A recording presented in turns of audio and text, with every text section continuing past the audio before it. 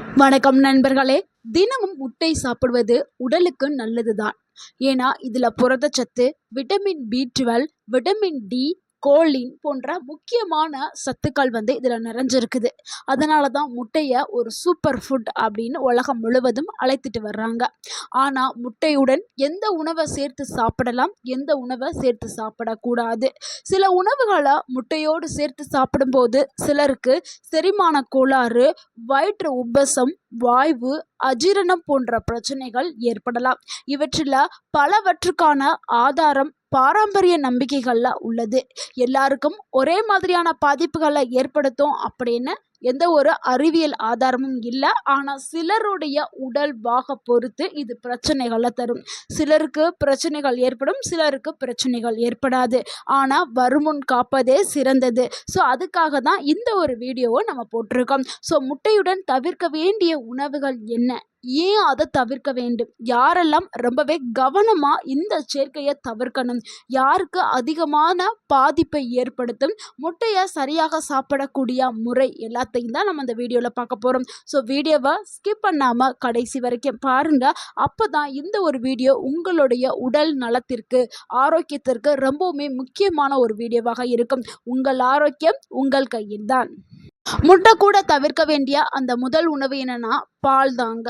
பலரும் காலை உணவுல முட்டையும் பாலையும் கலந்து குடிக்கிறாங்க. அதாவது நல்ல வெதுவெதுப்பான சுட சுட இருக்கக்கூடிய பால்ல பச்சை முட்டைய கலந்து அடிச்சு குடிக்கிறாங்க. இது நல்ல பழக்கம் அப்படின்னு நீங்க நினைச்சிட்டு இருக்கீங்க. பச்சை முட்டையில சாலமன் போன்ற பாக்டீரியாக்கள் இருக்கும். மேலும் பச்சை முட்டையில வெள்ளைக்கருவுல இருக்கக்கூடிய அவிடின் என்ற புரதம் பயோட்டின் உறிஞ்சுதலை குறைக்கலாம். எனவே எப்பொழுதுமே பச்சை முட்டையை தவிர்க்கிறது ரொம்ப ரொம்ப நல்லது. நிறைய பேர் என்ன பண்ணுறாங்க, கிராமங்கள்லாம் பச்சை முட்டையை சாப்பிடுவாங்க. ஸோ அப்படி பச்சை முட்டையை தவிர்க்கிறது ரொம்ப ரொம்ப நல்லது. நன்றாக வேக வைத்த முட்டை கூட பாலை எடுத்துக்கிறது கொஞ்சம் பொதுவான பாதுகாப்பாக இருக்கலாம். ஆனால் இருந்தாலுமே காலை உணவில் நீங்கள் பாலையும் முட்டையுமே சேர்த்து எடுக்கிறதே ஒரு தவறான காம்பினேஷன் தான். ஏன்னா பாலும் அதிக அளவில் புரோட்டீன்ஸ் நிறைந்த ஒரு உணவு, முட்டையும் அதிக அளவில் புரோட்டீன். ஸோ ரெண்டுமே சேரும்போது உங்களுக்கு செரிமானத்தில் பிரச்சனைகள் ஏற்படும். அதனால் வயிறு சார்ந்த பிரச்சனைகள் வர்றதுக்கு வாய்ப்பு இருக்குது. அதனால் ரெண்டையுமே தவிர்க்கிறது ரொம்ப ரொம்ப நல்லது. அடுத்து நம்ம இரண்டாவதாக பார்க்கக்கூடிய ஒரு தவறான சேர்க்கை என்னன்னா முட்டை ப்ளஸ் கடல் சார்ந்த உணவுகள். அதாவது மீன் முட்டையும் சேர்த்து எடுக்கக்கூடாது. ஏன்னா இது சிலருக்கு அலர்ஜியை கொடுக்கும். ஸோ கடலில் இருக்கக்கூடிய நண்டு, இறால், மீன் இதெல்லாம் நார்மலாக சிலருக்கு சாப்பிட்டாவே அலர்ஜி வரும். அந்த கடல் சார்ந்த உணவுகள் ஒத்துக்காது சிலருக்கு. ஸோ அப்படி இருக்கும்போது முட்டையோடு சேர்த்து எடுக்கும்போது அலர்ஜி கடுமையாக வரலாம், பல பாதிப்புகளை ஏற்படுத்தலாம். ஏற்கனவே உங்களுக்கு அலர்ஜி சார்ந்த பிரச்சனை இருக்குது அப்படின்னா இந்த உணவு சேர்க்கையை தவிர்க்கிறது ரொம்ப ரொம்ப நல்லது. ஸோ எப்படியெல்லாம் அறிகுறிகள் வரும்னா, ஃபஸ்ட்டு அரிப்பு தான் வருமா உடம்புல. அடுத்து தோல் சிவந்து போய் மூச்சு திணறல். அதே மாதிரி முட்டை கூட பால் சார்ந்த பொருட்களான மற்ற பொருட்கள் சோயா பாலுமே எடுக்கக்கூடாது. ஏன்னா சோயா பால்லையும் அதிக அளவில் புரோட்டீன் இருக்குது. ஸோ இவங்க பால் சொல்லிட்டாங்களே, பசும்பால் மட்டும் கிடையாதுங்க, சோயா பாலும் சேர்த்து எடுக்கக்கூடாது. அடுத்து நம்ம மூணாவதாக பார்க்கக்கூடிய ஒரு தவறான சேர்க்கை என்னென்னா முட்டை ப்ளஸ் வாழைப்பழம் தாங்க. ஜிம்முக்கு போகக்கூடிய பலரும் என்ன பண்ணுறாங்கன்னா முட்டையையும் வாழைப்பழத்தையும் ஒன்றாக சாப்பிட்றாங்க. ஸோ இது அனைவருக்கும் பிரச்சனை வராது. ஆனால் சிலருக்கு இந்த சேர்க்கை வயிற்றில் கனர்த்த உணர்வை ஏற்படுத்தும், சில பிரச்சனைகளை ஏற்படுத்தும். ஸோ அதுக்கான அறிகுறி என்னென்னா வயிறு உப்பசம், செரிமானம் தாமதம், உடல் சோர்வு இருந்துக்கிட்டே இருக்கும். யாருக்கு அதிக பாதிப்பை ஏற்படுத்தும்னா செரிமான சக்தி குறைவாக இருக்கக்கூடிய நபர்கள், அது செரிமான தன்மை கம்மியா இருக்கக்கூடிய நபர்கள் யாருன்னா குழந்தைகள் மற்றும் வயதானவர்கள், இல்லைன்னா வேற ஏதாவது உடம்பு சரியில்லாதவர்களுக்கு செரிமான தன்மை கம்மியா இருக்கும். ஸோ அவர்கள் முட்டை பிளஸ் வாழைப்பழத்தை தவிர்க்கிறது ரொம்ப ரொம்ப நல்லது. ஸோ ரெண்டுமே செரிக்கிறதுல பிரச்சனைகளை ஏற்படுத்தும். அடுத்து நான்காவதா பார்க்கக்கூடிய ஒரு தவறான சேர்க்கை என்னன்னா முட்டை பிளஸ் அதிக அளவு சிவப்பு இறைச்சி தாங்க. சிவப்பு இறைச்சினா நீங்க உங்களுக்கு தெரியும்னு நினைக்கிறேன். அது மட்டன், பீஃப் இது எல்லாமே வந்து ஒரே நேரத்தில் முட்டை கூட அதிகமாக சாப்பிடக்கூடாது. சிவப்பு இறைச்சினா அதில் வந்து நிறையா சோடியம், அதாவது ப்ராசஸ் பண்ணி வச்சுருப்பாங்க. உப்பு, சோடியம் இது எல்லாமே நிறைய கலந்து பேக்கெட்டில் அடைச்சி விற்கக்கூடிய அந்த சிவப்பு இறைச்சி தான். ஸோ அதை வந்து நம்ம முட்டை கூட எடுக்கக்கூடாது. ஏன்னா ரெண்டுமே அதிக அளவில் புரதம் மற்றும் கொழுப்புகள் நிறைந்த ஒரு உணவு.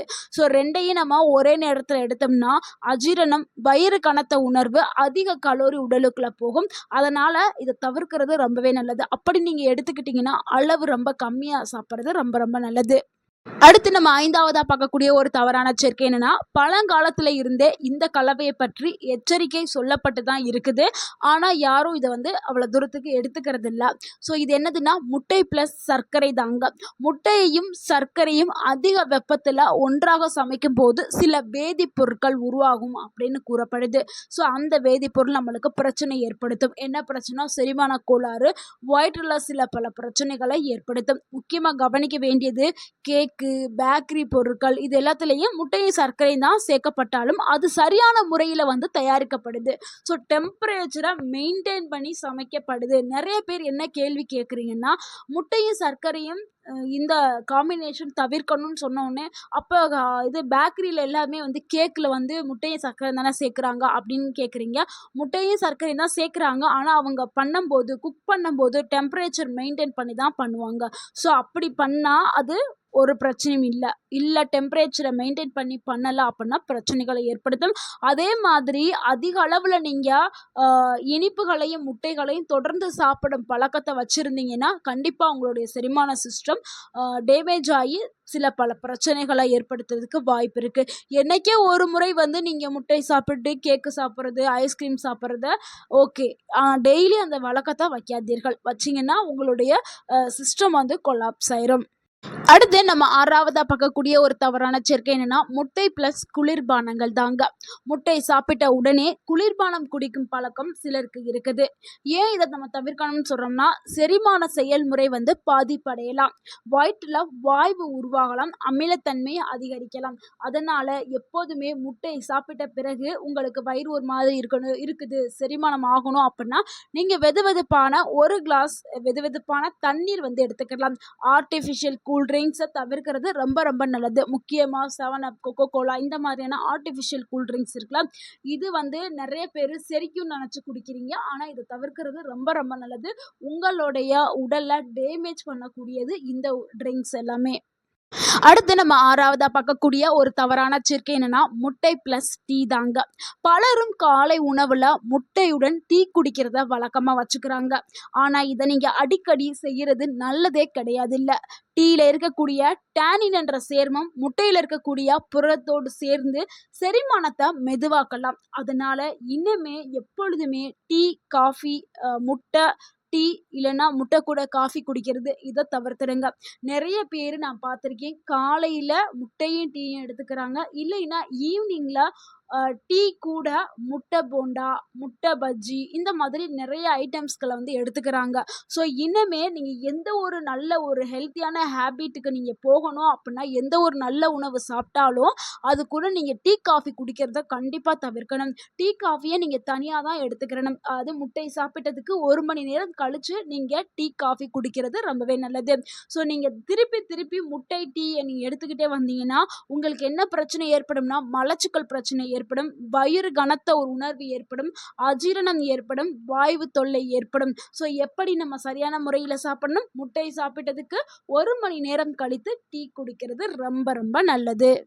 அடுத்து நம்ம 8வதா பார்க்கக்கூடிய ஒரு தவறான சேர்க்கை என்னன்னா, முட்டை ப்ளஸ் அதிக எண்ணெயில் பொரியல் பண்ண உணவுகள் தாங்க.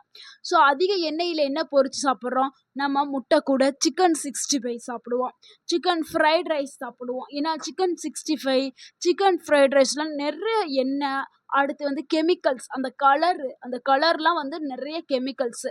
ஸோ இது எல்லாமே நம்ம முட்டையோடு சாப்பிட்றத கண்டிப்பாக தவிர்த்துக்கிறணும். அடுத்து பஜ்ஜி, போண்டா இப்படின்னு நிறைய எண்ணெயில் பொரித்ததை சாப்பிடுவோம். நார்மலாக எண்ணெயில் பொரித்ததை சாப்பிட்டாவே நம்ம உடலுக்கு கெடுதி. அதுவும் முட்டை கூட சேர்த்து சாப்பிடும்போது அதிகமான பிரச்சனைகளை ஏற்படுத்தும். அதிக கொழுப்பு உடலுக்குள்ளே போய் உங்களுடைய செரிமானம் தாமதமாகும், கொலஸ்ட்ரால் அதிகமாயிரும், உடல் எடை அதிகரிக்கிறதுக்கு வாய்ப்பு ஏற்படும். ஸோ அதிகமான உணவுகள் வந்து எண்ணெயில பொரித்தது, வறுத்தது ப்ளஸ் முட்டையில இருக்கக்கூடிய கொழுப்பு எல்லாமே சேர்ந்து உடல் பருமன் ஆக்கி விட்டுரும். ஒபிசிட்டி வர்றதுக்கு வாய்ப்பு இருக்குது. கொழுப்பு போய் ஸ்டோர் ஆகுறதுக்கு வாய்ப்பு இருக்கு. உடல் சோர்வு ஏற்படும். வயிற்றுல எரிச்சல் ஏற்படும். ஸோ இந்த மாதிரியான பிரச்சனைகள்லாம் ஏற்படும். அதனால எப்பொழுதுமே முட்டை கூட எண்ணெயில பொரித்த உணவுகளை எடுக்காதீர்கள். முட்டை ரொம்ப ரொம்ப நல்ல உணவு. அது நல்ல கொழுப்புகள். முட்டையில இருக்கக்கூடிய கொழுப்புகள் நம்ம உடலுக்கு ரொம்பவுமே நல்லது. ஆனா அது கூட நீங்க எண்ணெயில பொரிச்சது சேர்த்து எடுக்கும்போது உடல்ல கொழுப்பு அதிகமாயிரும். ஸோ அதனால தான் நம்ம சொல்றோம் முட்டைய நீங்க தனியா சாப்பிடுறது ரொம்பவுமே ஆரோக்கியமானது. அதே மாதிரி ஒரு நாளைக்கு எத்தனை முட்டை சாப்பிடணும் அப்படிங்கிறது ரொம்ப ரொம்ப முக்கியம். ஒரு நாளைக்கு ஆரோக்கியமான பெரியவர்கள் 1லிருந்து 2 முட்டை தாராளமாக எடுத்துக்கலாம். சிறிய குழந்தைகள் 1 முட்டை வந்து எடுத்துக்கலாம். வயதானவர்களும் 1லிருந்து 2 முட்டை வந்து எடுத்துக்கிடலாம். ஜிம்முக்கு போகக்கூடிய நபர்கள் ஒரு நாளைக்கு 1லிருந்து 4 முட்டைகள் வரைக்கும் எடுத்துக்கிடலாம். அதுக்கு மேலே எடுக்கிறதா இருந்தால் அவங்களுடைய உடல்நிலையை மருத்துவர்கிட்ட காமிச்சு மருத்துவருடைய ஆலோசனைப்படி அவங்களுக்கு இன்னும் புரோட்டீன்ஸ் கூடுதலாக வேணும் அப்படின்னு சொல்லி அவங்களுடைய பாடியை செக் பண்ணிவிட்டு அதுக்கப்புறம் அவங்களுக்கு கொடுப்பாங்க. ஸோ அந்த மாதிரி தான் நீங்கள் எடுத்துக்கிறணும். அடுத்து ஒரு முக்கியமான ஒரு தவறான காம்பினேஷனை சொல்ல மறந்துட்டேன். முட்டை கூட மது அருந்துறது. நிறைய பேர் மது அருந்தும்போது முட்டையை தான் சைடிஷாக எடுத்துக்கிறாங்க. இந்த ஒரு காம்பினேஷன் ரொம்ப ரொம்ப மோசமான ஒரு காம்பினேஷன் தான். மது குடிக்கும்போது முட்டையை சாப்பிட்றது பாதிப்பு நிறைய ஏற்படுத்தும். ஸோ இது ரொம்ப கல்லீரல்ல வந்து சுமையை அதிகரிக்க ஆரம்பிக்கும். இதனால கல்லீரல் சார்ந்த பிரச்சனை வரும். செரிமான பிரச்சனை வரும். உடல் சோர்வாயிடும். ஸோ அதனால முட்டை கூட மது எடுக்கிறத தவிர்க்கிறது ரொம்ப ரொம்ப நல்லது. முட்டை கூட சேர்த்து சாப்பிட்றதுக்கான சிறந்த உணவு கீரைகள் எடுத்துக்கிடலாம். கேரட் எடுத்துக்கலாம். தக்காளி, வெங்காயம், முழு தானிய ரொட்டிகள், ஓட்ஸு, அவகாடோ, காய்கறி சாலட் இது எல்லாமே வந்து முட்டையோடு சேர்த்து எடுக்கலாம். ஸோ முட்டையில் இருக்கக்கூடிய ஊட்டச்சத்தும் உடலுக்கு வேகமாக உறிஞ்சப்படும். ஸோ இந்த மாதிரி தான் நம்ம எடுத்துக்கிறணும் முட்டை. நண்பர்களே, முட்டைங்கிறது ரொம்ப ரொம்ப சத்தான உணவு. ஆனால் எந்த உணவாக இருந்தாலும் சரியான முறையில் சாப்பிட்டா தான் அதில் இருக்கக்கூடிய ஊட்டச்சத்துக்கள் உடலுக்கு முழுமையாக போய் சேரும். ஸோ நம்ம பார்த்த இந்த தவறான சேர்க்கையை தவிர்த்துட்டு முட்டையை சரியான முறையில் எடுத்துக்கிறங்க. ஆரோக்கியமாக இருங்க. இந்த தகவல் உங்களுக்கு பயனுள்ளதாக இருந்திருந்தால் இந்த வீடியோக்கு ஒரு லைக் பண்ணுங்கள். அந்த வீடியோவை உங்களுடைய ஃப்ரெண்ட்ஸ் அண்ட் ஃபேமிலிக்கு ஷேர் பண்ணுங்கள். மறக்காமல் நம்ம சேனலை சப்ஸ்கிரைப் பண்ணுங்கள், சப்போர்ட் பண்ணுங்கள், கமெண்ட் பண்ணுங்கள். தேங்க்யூ ஃபார் வாட்சிங் அண்ட் வாழ்க வளமுடன். உங்கள் ஆரோக்கியம் உங்கள் கையில் தான். நன்றி, வணக்கம்.